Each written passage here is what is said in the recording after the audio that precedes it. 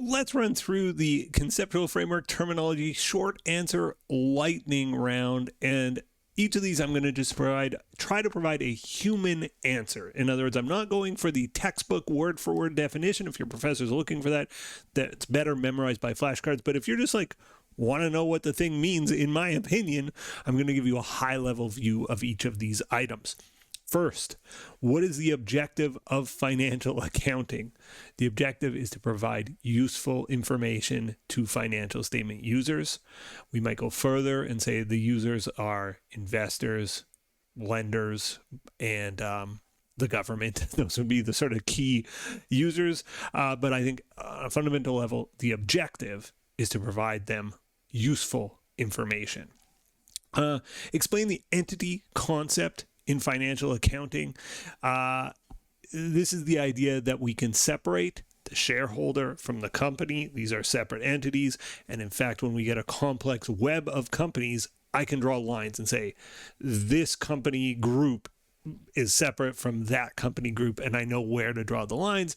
If a company owns more than 50% of the shares in another company, they typically will have control, and that means those need to be consolidated together, and that's something the entity concept gets into. But it's where to draw the lines around companies and around shareholders, that these are all separate entities that can prepare their own separate reports, and some need to be grouped together. What are the two fundamental qualitative characteristics of useful financial information? This is relevance and representational faithfulness. You will hear those terms over and over again when discussing the conceptual framework. Relevance just to me means usefulness. Is the financial information being provided useful? Well, it needs to be useful. If it's not useful, it's not relevant. If it is useful, it is relevant. So relevance is usefulness. We discussed what are the underlying qualities that contribute to relevance, and those would be predictive value, feedback value, and materiality. So it helps you make predictions about what the company's going to be able to do in the future. Can they pay you back? Feedback value, did they pay us back? If so, why? If not, why not? To help us for the future, right? As we make future similar decisions, we look back at how we did before, how our predictions went. And materiality just means the magnitude of something, the size of something, and it's going to be different for different companies, but how big something needs to be to make a difference. If there's a 10-cent error on my bank statement, it's kind of no big deal. If there's a $10,000 error on my bank statement, it's a huge deal. If there's a $10,000 error in Microsoft's financial statements, it's actually not that big of a deal. So it's relative to the company.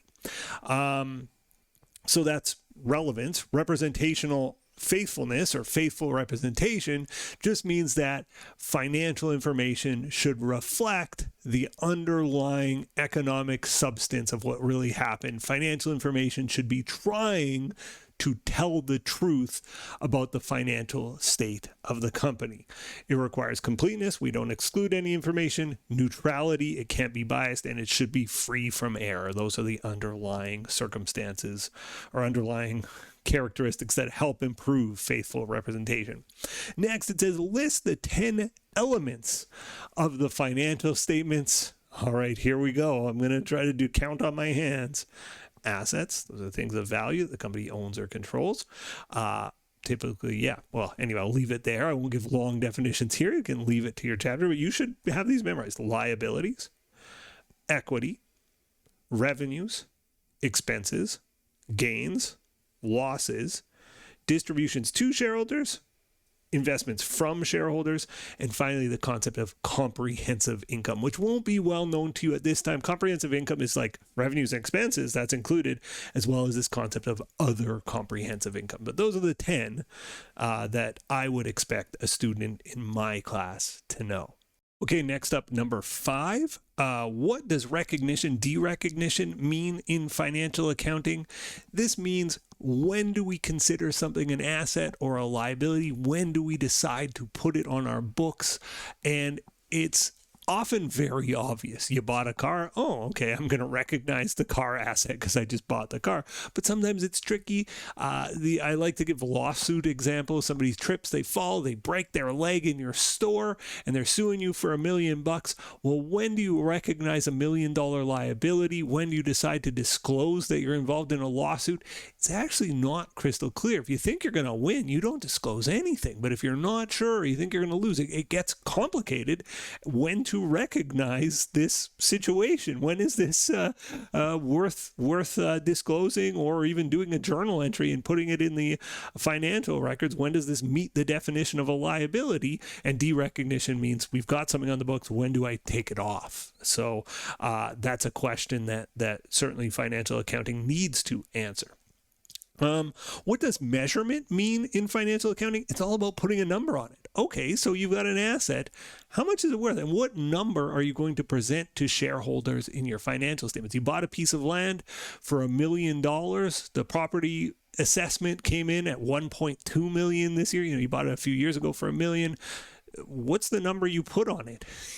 And so that is a measurement problem that we are dealing with. And all assets and liabilities, like a big part of our job is putting numbers on stuff, and it is more challenging and more technical than you might think, and we certainly explore some measurement challenges in this course.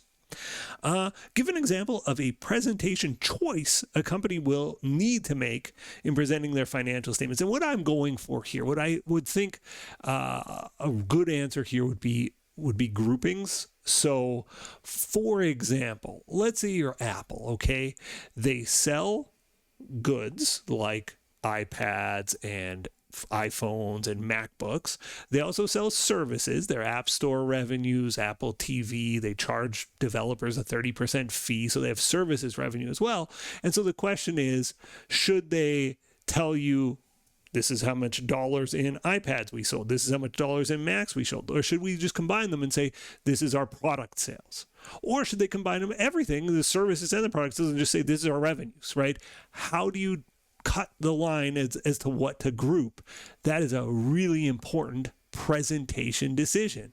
You have cash. You have several bank accounts. Okay, well, that's easy. Add them all together into cash. What about like very short-term investments? Well, a lot of companies will just put them in with cash. They'll say, oh, this is a cash equivalent, and so we'll consider that cash as well. Well, that's a decision you have to make, and that's a presentation decision. So what to aggregate, what to group, and what to disaggregate, what to split up. That's a difficult presentation decision that all companies are faced with, and standard setters, like people that make GAAP.